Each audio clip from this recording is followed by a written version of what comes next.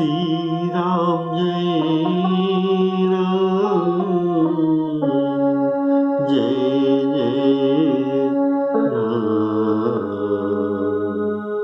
श्री राम जय राम, जय जय राम,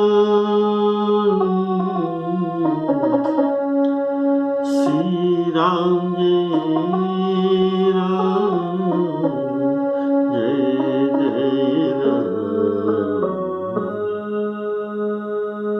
श्री राम जय राम, जय जय ले सियावर रामचंद्र की जय। हमारे आदरणीय श्रोताओं को राम कथा सुनने के लिए सादर सप्रेम निमंत्रण करके राम राम कहता हूं। बोलिए सियावर रामचंद्र की जय।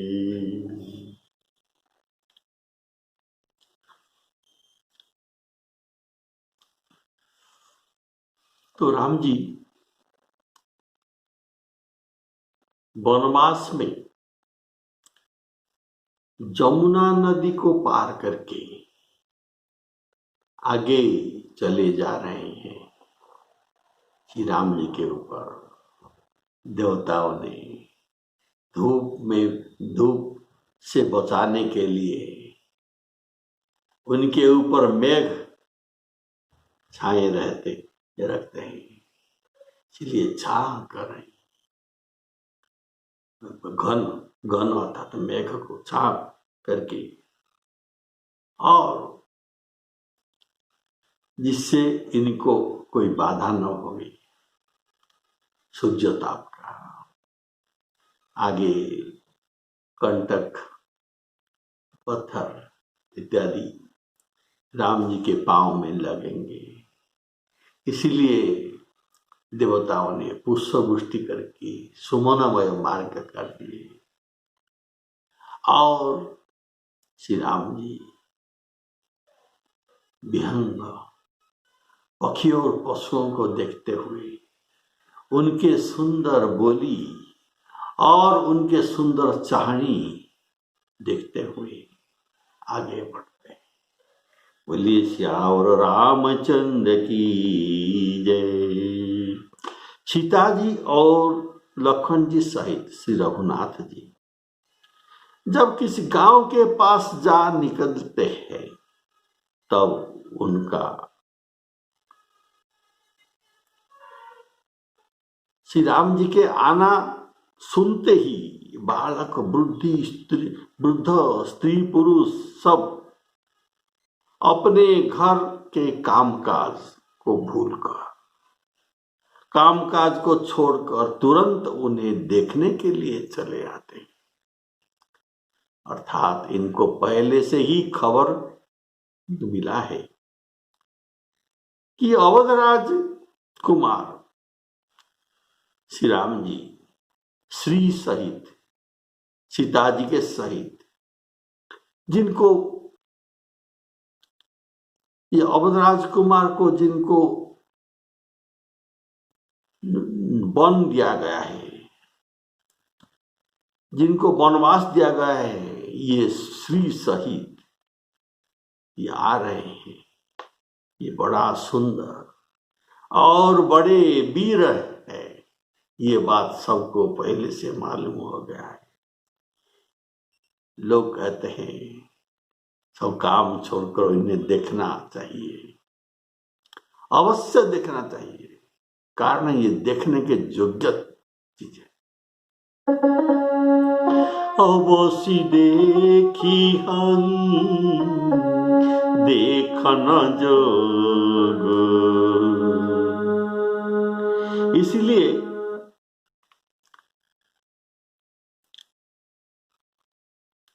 इसलिए 5 वर्ष का बालक भी खेल छोड़कर देखने चले आते हैं। वृद्धाएं इन्हें देखकर इनके वाणी से, इनके जो मुख से वाणी निकलता नहीं, इनके मन और वाणी शिथिल हो जाता है। और जब युवकों ने इनके लिए, युवकों ने राम जी के लिए घास पत्र के कोमल गद्दी बनाकर उनको बटगछ के नीचे बैठने को कहते हैं और कहते हैं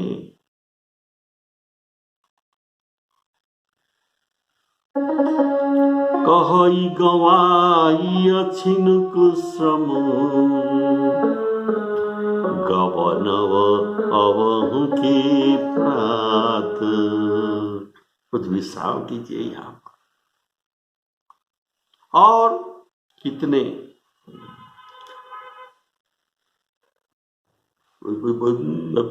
युवती ये कलश में पानी लाकर, पानी भरकर राम जी के आगे रखते हैं, कहते हैं हे नाथ। इनको मुदुबान में कहते हैं, थोड़ा जल आचमन ऊंचाई जो पानी कही के मृदुबान। वे सब चले गृह काज विसारी। ऐसे विभिन्न बालक, वृद्ध, युवा, नर नारी, ये सब पाई नयन फल होई सुखारी। बोले सियावर रामचंद्र की।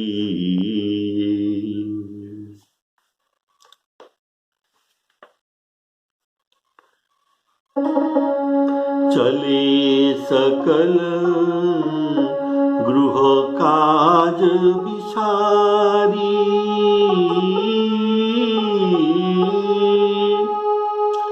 चले सकल गृह काज विसारी। बालक पाई जन्म फल होई सुखारी। पाई जन्म फल होई सुखारी। जैसे काकभूषण जी कहते हैं, राम जी को देखकर मैं नेत्र का लाभ उठाता हूँ, नेत्र का सफलता अनुभव करता हूँ। निज प्रभु बदन निहारी निहारी। लोचन सुफल करऊ रंगारी। लोचन सुफल करऊ उरगारी। उरगारी अर्थात गरुड़ जी को कहते हैं। तो दोनों भाइयों को देखकर ये सब जो वनवासी गांव के लोग सब प्रेम में मग्न हो जाते हैं। उनके नेत्रों में जल भर आया और शरीर उनके पुलकित हो गए।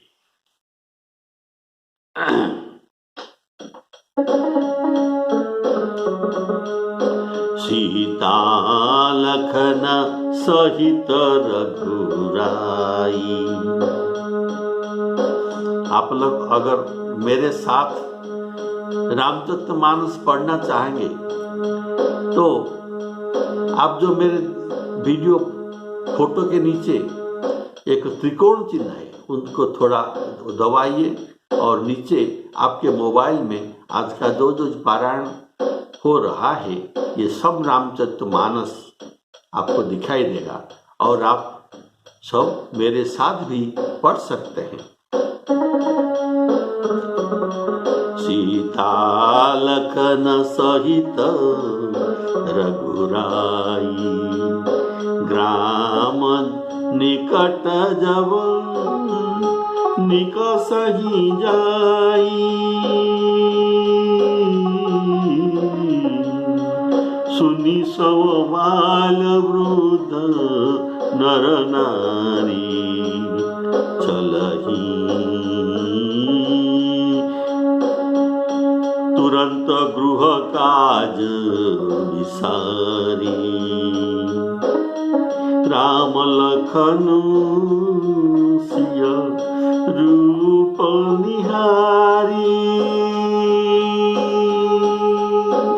देखना और निरीक्षण करना ये अलग बात है। हम सब कुछ देख लेते हैं लेकिन निरीक्षण सबको नहीं करते। तो राम लक्ष्मण सीता ये ऐसे चीज है जिनको निरीक्षण करके एक एक अंक को देखना भी चाहिए। इसीलिए गोस्वामी जी ने प्रयोग किया है निरखी। राम लखन सिया रूप निहारी, पाई नयन फल होई सुखारी। श्री राम जय राम जय जय राम, सजल बिलोचन सजल बिलोचन सजल विलोचन, पुलक शरीर सब भय मन देखिए दवीरा।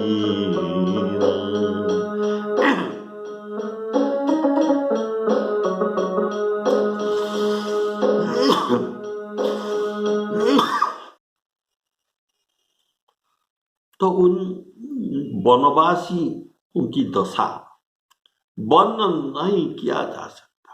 मानो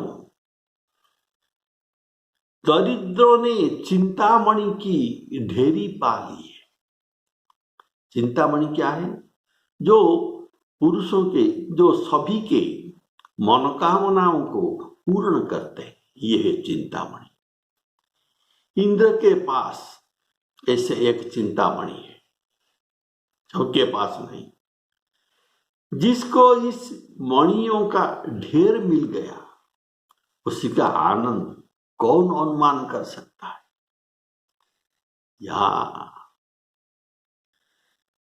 ये वनवासी बालक वृद्ध युवा नर नारी सबको चिंतामणियों का ढेर मिल गया, ढेर, बहुत सारे ढेर।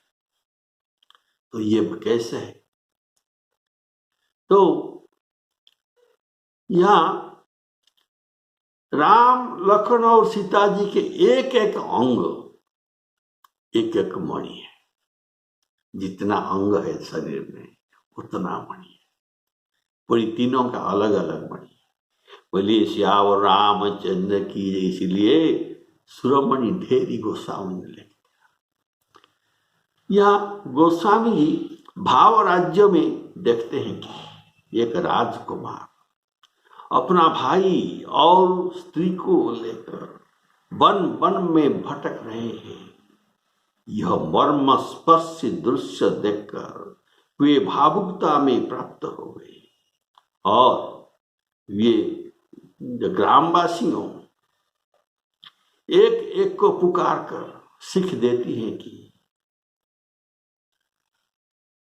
इसी नेत्रों का लाभ ले लो भाई। कोई श्री राम जी को देखकर ऐसे अनुराग में भर गए कि वे उन्हें देखते हुए उनके साथ चले जा रहे हैं। ये जानता नहीं मैं उनके साथ जा रहा हूं, लेकिन वो देखते देखते उनके साथ चले जा रहे हैं। कोई नेत्रों के मार्ग से उनकी छवि को तो पी जाते हैं। पीने के लिए एक दोना चाहिए। दोना में पानी भरकर हम पीते हैं। वैसे नेत्र को एक दोना समझे और ये नेत्र में राम जी का छवि रूपक अमृत को ये सब पी रहे हैं। बोलिए श्यावर रामचंद्र की। और पीकर उनको हृदय में लाते हैं। लाने के बाद जब राम जी के छवि, सीताराम जी के छवि हृदय में आ जाते हैं तब क्या होता है, इनके शरीर, मन और श्रेष्ठ वाणी सब शिथिल हो जाता है। अर्थात उनके शरीर, मन और वाणी का व्यवहार बंद हो जाता है। बोले श्यावर रामचंद्र की।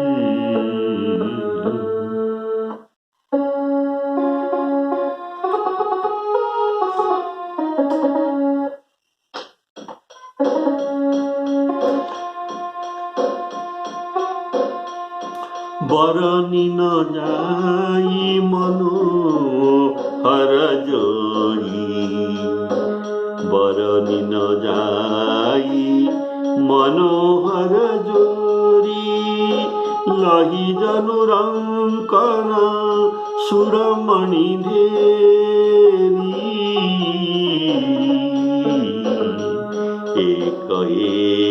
एक न एक बोली सिख देहि, लोचन लागू लेहु छन एहि, रामई देखी एक अनुरागे, चितवत लगे जाहि संग लागे, एक लोचन मग छवि उरानी, होहि शिथिल तन मन बरमानी, होहि शिथिल तन मन अरुमानी। कोई वटवृक्ष की सुंदर छाया देखकर वहां नरम घास और पत्ते को बिछाकर कहते हैं कि क्षण भर यहाँ बैठकर थकावट मिटा लीजिए, थकावट को मिटा लीजिए, फिर चाहें थकावट मिट जाने पर आप तभी जाइए, या चाहे तो यहाँ रात में रहकर सवेरे होते ही आप चले भी जा सकते। बोलिए सियावर रामचंद्र की जय। कितना सुंदर बात। कोई किसी स्त्री लोगों ने घड़ा भरकर पानी ले आते हैं और कोमल वाणी से कहते हैं नाथ। कितना सुंदर भाव। इनको जान पहचान नहीं, नाथ संबोधन करते हैं। हे नाथ, आचमन तो कर लीजिए। उसके प्यारे वचन सुनकर और उनका अत्यंत प्रेम देखकर दयालु और सुशील राम जी ने मन में सीता जी की थकी हुई जानकर सीता जी के कपाल में पसीना आ गया था और उनको थकी हुई जानकर घड़ी भर के लिए वटवृक्ष के छाया में राम जी ने विश्राम किया। स्त्री पुरुष को ये सब आनंदित हो गए और उनकी शोभा देखते रहे हैं। उन्होंने तीनों के अनुपम छवि उनके नेत्रों और मन को लुभा लिया। बोले श्यावर रामचंद्र की जय।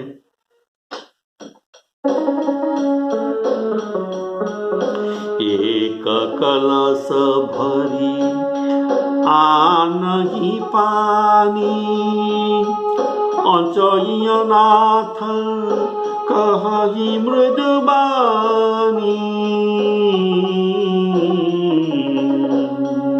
सुनि प्रिय वचन प्रीति उर देखी, राम कृपालु सुशील विसेखी, जानी समित सिय मन माही घरी कबिलम्ब किन बट छाही मुदित नारी नर देखहि शोभा मुदित नारी नर देखहि शोभा रूप अनूप नयन मनोलोभा श्री राम जय जय राम। श्यावर रामचंद्र की जय। जानी समीत सिय मनोमाही। अर्थात सीता जी थक गए हैं, लेकिन ये नहीं कर रहे, ये कह नहीं रहे। कारण सीता जी पहले से ही राम जी को कहा है कि मुझे वन के मार्ग में चलने में कोई थकावट नहीं होगी। कारण जो पद जिनके पाद संसार के आवागमन को जन्म मरण चक्र में जो जाना आना होता है, जो परिश्रम होता है, इसी परिश्रम को जिनके पादों के दर्शन में मिट जाते हैं, जन्म मरण का थकावट जिनके दर्शन से मिट जाता है, मैं उन्हीं पाद पद्मों को क्षण क्षण में क्षण क्षण में देखते रहूंगी, तो मेरे थकावट कहाँ और कैसे कहाँ से आएंगे। तो ये अभी इसलिए कुछ मैं थक गया हूँ, मैं श्रमित हो गया हूँ, ऐसे ये अभी नहीं कर सकते। बोले श्यावर रामचंद्र की जय। मोही मग चलत मग मार्ग मोही मग चलत न होई हारी छिनु छिनु चरण सरोज निहारी।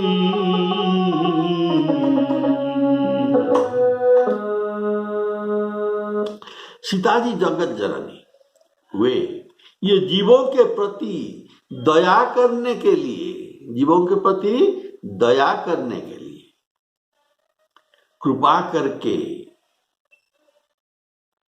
श्रमित हो गए। इनको श्रम कैसा, तो इनके लिए, इनको कृपा करने के लिए ये श्रमित जैसे एक्शन किया। तो वहां ये बट के छाए में बैठ गए। बोलिए श्यावर रामचंद्र की जय। गोस्वामी जी गीतावली में सुंदर वर्णन करते हैं ये दृश्य, आप लोग भी उसी भाव को भी सुन लीजिए। मार्ग में थक जाने के कारण श्री सीता जी चिंतित होकर भगवान राम जी से पूछते हैं, हे कौशल राजकुमार, आपने जहां के लिए प्रस्थान किया है, किसके लिए प्रस्थान किए हैं?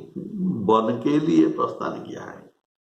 तो सीता जी पूछते हैं, आप जहां के लिए प्रस्थान किया है वह वन यहां से और कितनी दूर है?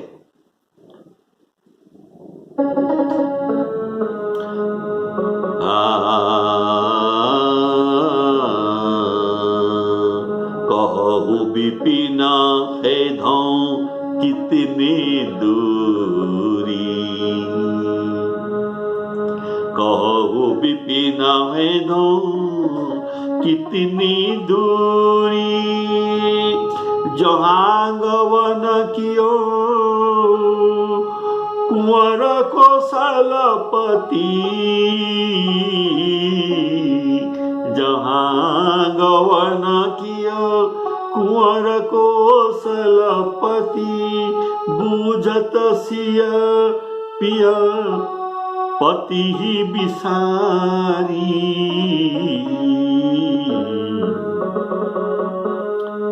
हे दौ कहु विपिन हे दौ केतिक दूरी। कहते हैं, हे प्राणनाथ, आपने सब सुखों को तूर्ण तोड़कर त्याग कर दिया, अर्थात सुखों से एकदम संबंध ही त्याग कर दिया, और अब वो परदेश में वन में पैदल जा रहे हैं। आप थक गए होंगे, आप सुख में रहने वाली है, तो ये तो सुख नहीं, वन में पैदल जा रहे हैं, इसलिए थक गए होंगे। कुछ देर इस वृक्ष के नीचे विश्राम कीजिए, मैं आपकी हवा करूंगी और चरण कमल की धूलि को झाड़ूंगी। बोलिए श्यावर रामचंद्र की। प्राणनाथ पर देशो पया देही, चले सुख सकल तजे तृण तोरे। प्राणनाथ पर देश पया देही, चले सुख सकल तजे तृण तोरे। करऊं बयारी विलंबिय बिटपतर। विलंबिय बिटपतर, बिटप के नीचे, वृक्ष के नीचे कुछ विलंब कीजिए। विलंब करऊं बयारी विलंबिय बिटपतर, झारियों चरण सरोरुह धूरी। झारियों चरण सरोरुह धूरी। गोस्वामी तुलसीदास जी कहते हैं कि प्रिया के ये वचन सुनकर प्रभु के नेत्रों कमल में जल भर आया। बोलिए श्याम रामचंद्र की। अरे सुंदरी, अभी वन कहाँ है, और दूर है। अरे सुंदरी, अभी वन कहाँ है। ऐसा कहकर उनकी ओर अत्यंत प्रीतिपूर्वक निहारते हैं। कितना सुंदर भाव। बोलिए श्याम रामचंद्र की।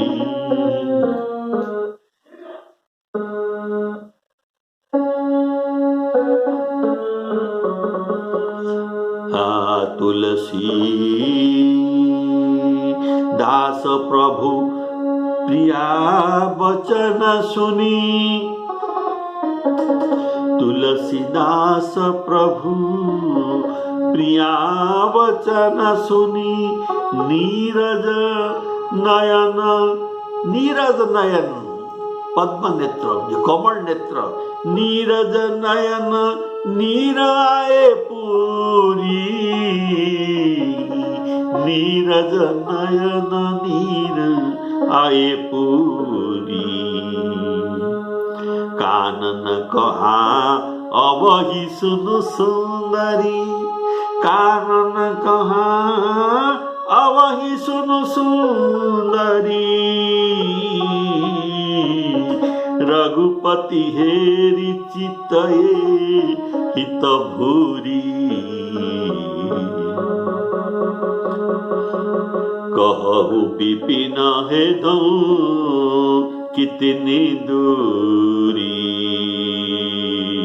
जहाँ गवन कियो कुंवर कौशलपति।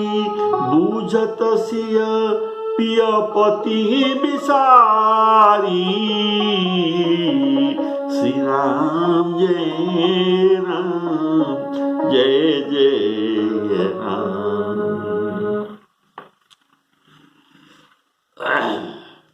सब लोग टकटकी होकर श्री रामचंद्र जी के मुखचंद्र को चकोर चकोर की तरह अर्थात तन्मय होकर देखते हुए चारों ओर सुशोभित हो रहे हैं। उनके चारों ओर घिर कर सब बैठे हैं और उनके रूप को देखकर चकोर के भांति, चंद चकोर के भांति देख देख कर तन्मय हो जाते हैं, उनके सुध बुध भूल गए। श्री राम जी की नवीन तमाल वृक्ष के रंग का श्याम शरीर अत्यंत शोभा दे रहे हैं, जिसे देखते ही करोड़ कामदेव के मन मोहित हो जाता है। तो बिजली के रंग समान लखन जी का रंग कैसे है? ये बिजली के संग रंग समान लखन जी बहुत ही सुंदर भले मालूम होते हैं। नख से शिखा तक सुंदर है और मन को बहुत भाते हैं। राम और लक्ष्मण दोनों मुनियों के बड़कड़ वस्त्र पहने हैं और कमर में तरकस कसे हुए हैं। उनके कमल के समान धनुष बाण शोभित, कमल कर में धनुष बाण शोभित हो रहे हैं।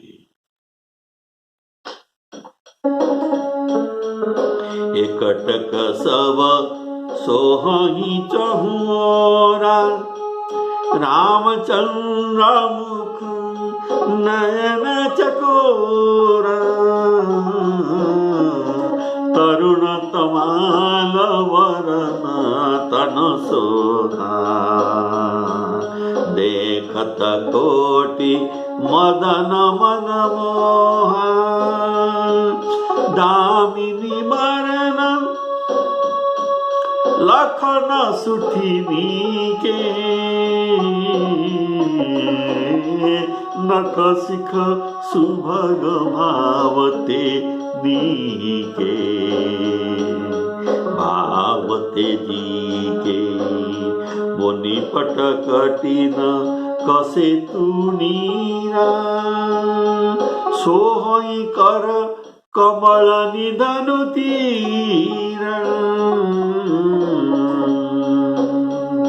श्री राम जय राम जय जय राम। उनके सिरों पर जटाओं के मुकुट है, वक्षस्थल भुजा और नेत्र विशाल है और शरद पूर्णिमा के चंद्रमा के समान सुंदर मुखों पर पसीने की बूंद का समूह शोभित हो रहे।